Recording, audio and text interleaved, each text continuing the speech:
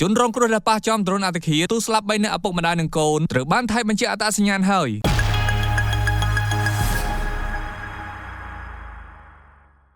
បជាគូឲ្យរន្ធត់ខ្លាំងណាស់ជំវិញករណីដ្រូនអត្តឃាតមួយគ្រឿងហោះវង្វេងពីមីយ៉ាន់ម៉ាបានមកធ្លាក់ផ្ទុះក្នុងដីថៃកាលពីថ្ងៃអង្គារទី2ខែមិថុនាឆ្នាំ